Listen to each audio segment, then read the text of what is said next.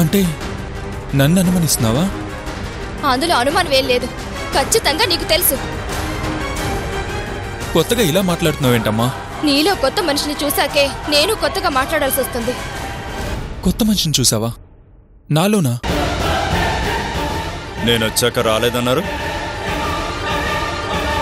అంటే మొన్న బయట కనిపించాడయ్యా.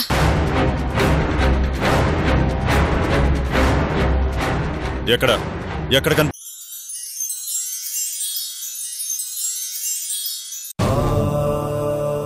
సావిత్రి ఏమైంది? రోజులు గడుస్తున్న కొద్దీ సావిత్రి ఆచూకీ తెలియటం లేదు. ఎవరు తీసుకెళ్ళి ఉంటారు, ఎవరు దాచిపెట్టుంటారు?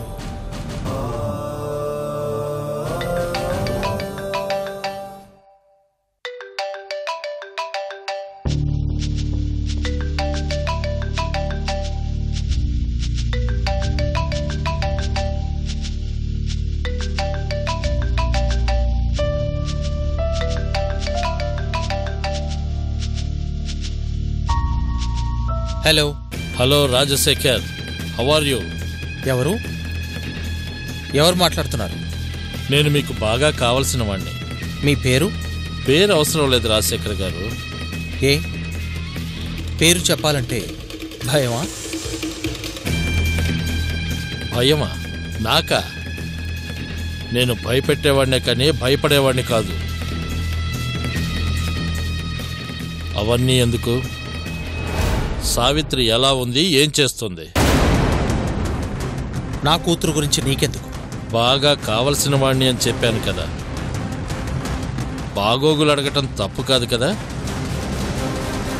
ఎవరో ఏమిటో చెప్పకుండా ఏమిటి న్యూసెన్స్? భయానికి భయపడాలి కానీ అలా చిరాకు పడచ్చా? ఏం కావాలి నీకు? నాకేమీ వద్దు. నీకు కావలసింది నీకు ఇద్దామనే ఫోన్ చేశాను. నాకు కావాల్సిందా? ఏమిటది? సావిత్రి కావాలా వద్దా?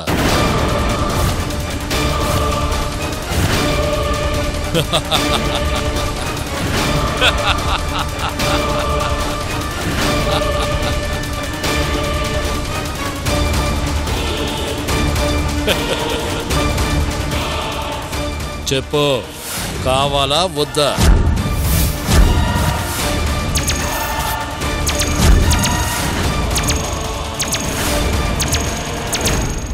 సావిత్రి నువ్వు తీసుకువెళ్ళావా? నువ్వెవరో నాకు తెలీదు.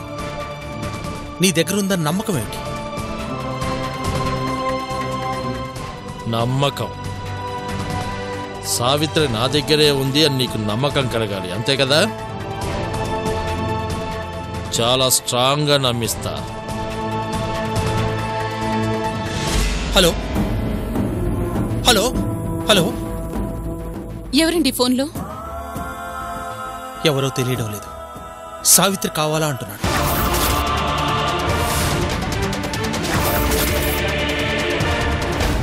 ఫోన్ చేసి మరీ సావిత్రి కావాలా అంటున్నారంటే సావిత్రి అతని దగ్గర ఉందేమోనండి. సావిత్రి అతని దగ్గర ఉందని గ్యారంటీ ఏమిటి? ఏమోనండి. అతనే ఫోన్ చేశాడు అంటే సావిత్రిని కిడ్నాప్ చేసిన వాడు అతనే అయ్యుండొచ్చు కదా. ఎందుకైనా మంచిది ఏసీపీ గారికి విషయం చెప్పండి. అతనెవరు ఏంటి, సావిత్రి అతని దగ్గర ఉందా లేదా అనేది ఆయన చూసుకుంటారుగా.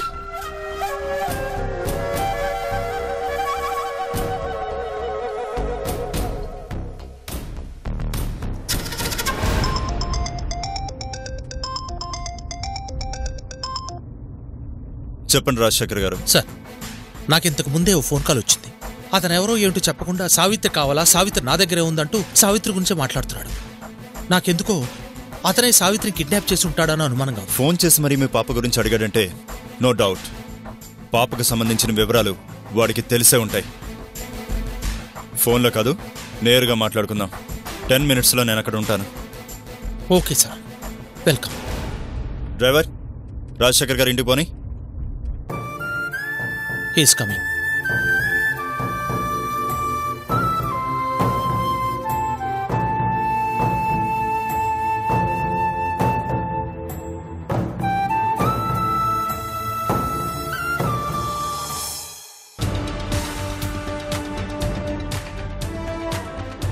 రండి. హలో. Please be SIT. పర్వాలేదు. మళ్ళీ ఏమైనా కాల్ వచ్చిందా? కాల్ మీ సెల్కే వచ్చిందా? బయట వాళ్ళకి మీ నెంబర్ ఎలా తెలుస్తుంది?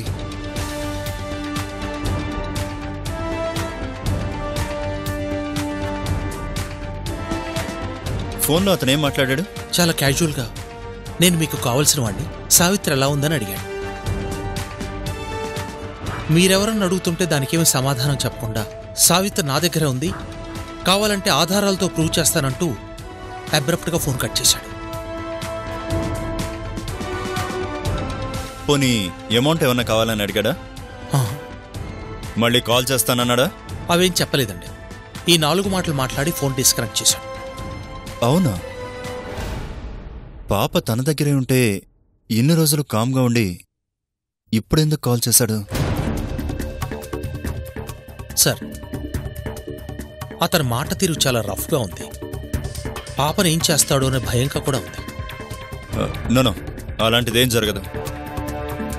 పాపను తీసుకెళ్ళి ఇన్ని రోజులు కామ్గా ఉన్నాడంటే ఏదో రీజన్ ఉండే ఉంటుంది.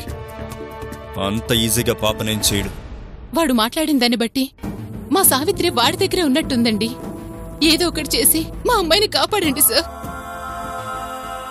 డోంట్ వరీ అండి, మీ పాపకేం కాదు.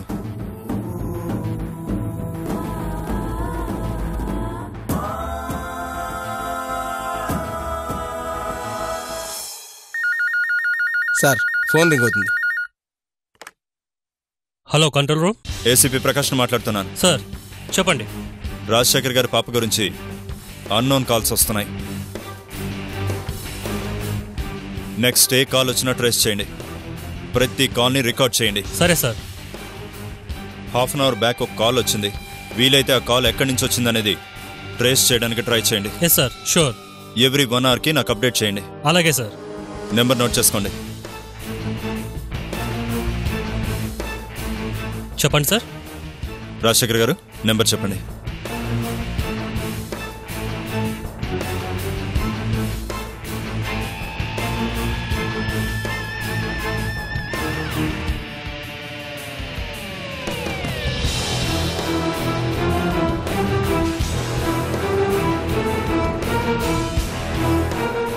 ఓకే ఓకే రాజశేఖర్ గారు, మళ్ళీ కాల్ వచ్చే వరకు వెయిట్ చేద్దాం.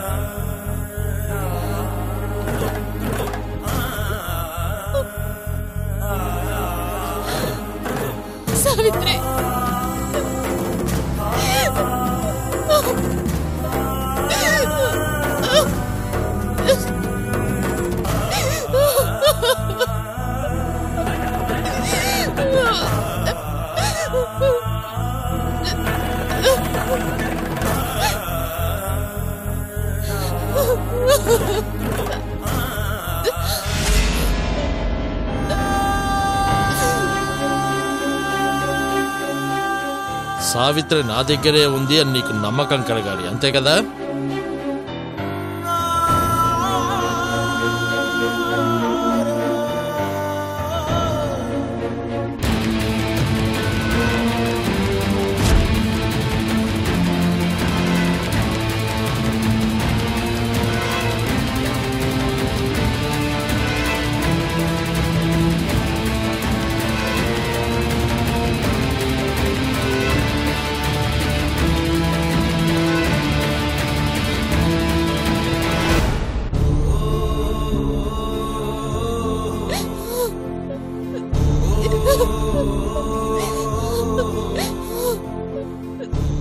ఏంటండి ఇది?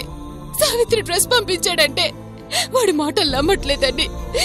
సావిత్రిని ఏం చేశాడని భయం వేస్తుంది. ఈ విషయం అమ్మకు తెలిస్తే తట్టుకోలేదు. Please please control yourself. Madhuri ఏడవకు. ఏంటి సరే ఇలా జరిగింది? కేవలం మిమ్మల్ని బెదిరించడానికే వాడు పాప డ్రెస్సులు పంపాడు. పాపకేం కాదు. నాకు తెలిసి కాసేపట్లో ఫోన్ వస్తుంది. ఏం చెప్తాడో చూద్దాం.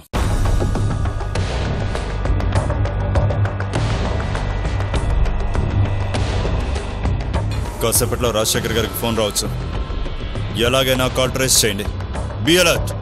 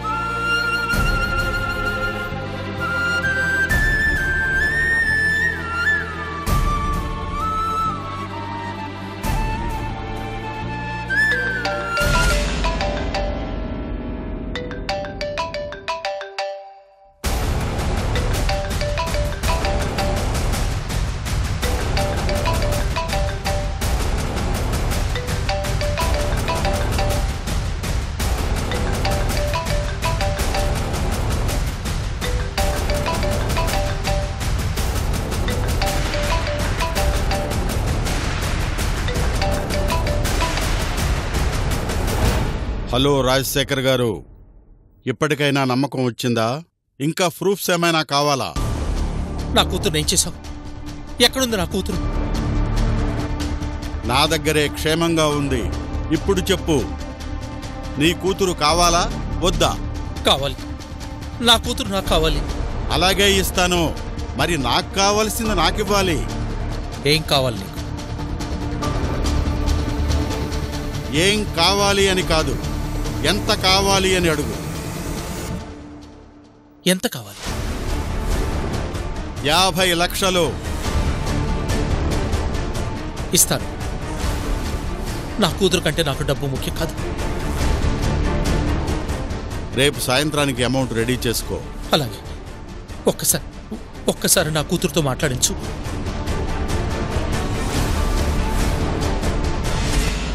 Hello hello hello hello.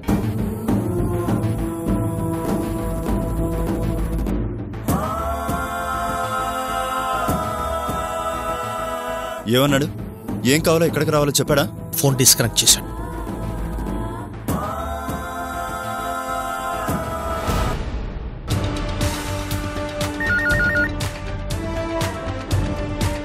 Call trace అయిందా? లేదు సార్. ఇంకో 2 మినిట్స్ మాట్లాడి ఉంటే లొకేషన్ ట్రేస్ అయ్యేది. పోనీ కాల్ రికార్డ్ చేశారా? చేశాను సార్. ఆ వాయిస్ మన వాళ్ళకి పంపించి ఓల్డ్ క్రిమినల్స్ ఎవరి వాయిస్తో అయినా ఆ వాయిస్ మ్యాచ్ అవుతుందేమో అనలైజ్ చేయమనండి. Yes sir. వాడు తెలివిగా ఫోన్ కట్ చేశాడు, లేదంటే వాడు ఎక్కడి నుంచి కాల్ చేస్తున్నాడో తెలిసిపోయేది. నెక్స్ట్ టైం కాల్ చేస్తే ఏదో ఒక విధంగా అతను మాటలో పెట్టండి. కనీసం ఒక్క నిమిషమైనా మీతో మాట్లాడేలా చూడండి. అప్పుడే అతనున్న ప్లేస్ని ట్రేస్ చేయగలం.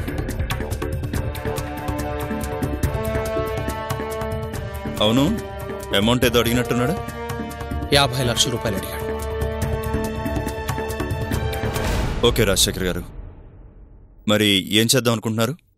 ఏం చేయటం ఏంటండి, 50 లక్షల రూపాయలు ఇచ్చైనా సరే నా కూతుర్ని తెచ్చుకుంటారు. నో, అలాంటి పని చేయొద్దు.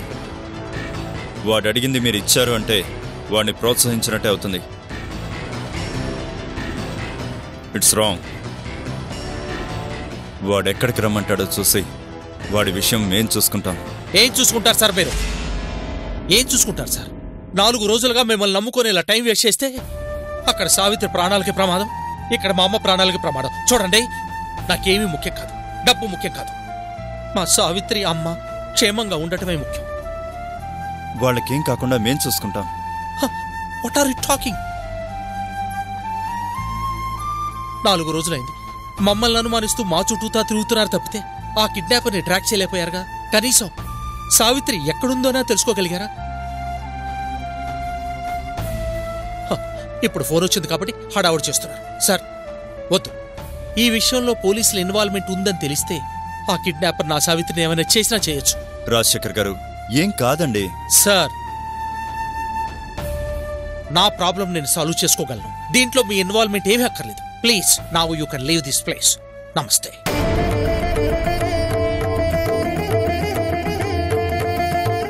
ఓకే రాజశేఖర్ గారు, మీరు చేసేది మీరు చేయండి, నేను చేసేది నేను చేస్తాను. But a small request. ఈసారి అతను ఫోన్ చేస్తే ఎలా అయినా 1 మినిట్ మాట్లాడడానికి ట్రై చేయండి. అలా చేస్తేనే అతనున్న ప్లేస్ని ఐడెంటిఫై చేయగలం. వాడున్న ప్లేస్ అంటే మీ పాప ఉన్న ప్లేస్ కూడా అదే అయ్యి ఉంటుంది. ఈ విషయం మర్చిపోకండి.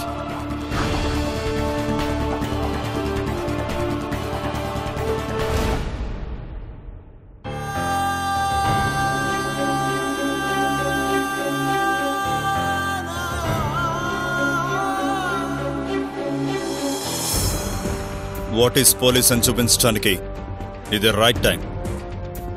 ఒక పాప కిడ్నాప్ అయి 4 రోజులైనా ఏం చేయలేకపోయాం. ఇప్పుడు వాడంతట వాడే ఫోన్ చేసి ఇండైరెక్ట్ గా మనకు అవకాశం ఇచ్చాడు, ఒక ఛాలెంజ్ విసిరాడు. So we have to prove ourself. Got it? అందరూ ఒకే చోట ఉండడం కాదు. నువ్వు రాజశేఖర్ ఇంటి దగ్గరలో ఉండి అతని మూమెంట్స్ ని గమనించు. మీరు ఆ ఇంటి నుంచి బయటికి వెళ్లే దారిలో ఉండి అతను ఎటు వెళ్ళినా అప్డేట్ చేయండి. అందరం రాజశేఖర్ మీదే కాన్సన్ట్రేట్ చేసి సత్యను వదిలేయకూడదు. నువ్వు సత్య ఇంటి దగ్గరుండి అతని మూమెంట్స్ ని అబ్జర్వ్ చేస్తుండు. ఎక్కడ ఎవరికి మీరు పోలీస్ అనే డౌట్ రాకూడదు. Be careful. ఈ ఆపరేషన్ లో ఎవరు ఎక్కడున్నా అందరం ఒకటిగానే ఉండాలి. ఈచ్ అండ్ ఎవ్రీ సెకండ్ ఒకరికొకరు టచ్ లో ఉండాలి. ప్రతి మూమెంట్ ని షేర్ చేసుకోవాలి. అవును, ఈ ఇన్స్పెక్టర్ ఎక్కడ? లీవ్ పెట్టి వెళ్ళాడు సార్. ఈ టైంలో లీవ్ పెట్టి వెళ్ళడం ఏంటి? ఈ కేసు విషయంలో మన వాళ్ళని కూడా చూడొద్దు. తన మూమెంట్స్ మీద కూడా ఒక కన్నేసి ఉంచండి. ఈ కేసును మనం ప్రెస్టీజియస్ గా తీసుకోవాలి. కిడ్నాప్ చేసిన వాడు వెంటనే రియాక్ట్ అవ్వకుండా ఇంత లేట్గా రియాక్ట్ అయ్యాడంటే నిజంగా వాడు డబ్బు కోసమే చేస్తున్నాడా, లేదా కేసుని తప్పుదోవ పట్టించడానికే ప్రయత్నిస్తున్నాడా అనే విషయాన్ని మనం తెలుసుకోవాలి. మనం ఈ కేసుని సాల్వ్ చేయడానికి ట్రై చేయడం కాదు, సాల్వ్ చేస్తున్నాం. నేను తప్పు చేస్తున్నానని ఇప్పటికీ నీకు అనిపిస్తుందా? లేదండి. నిజంగా మా అన్నయ్యకేం తెలుసుండదు సార్. Please sir. లేదో మీ అన్నయ్యకి అన్నీ తెలుసు. తెలియదని చెప్తున్నాడు కదా సార్. నిజమేంటో నేను చెప్పిస్తానుగా.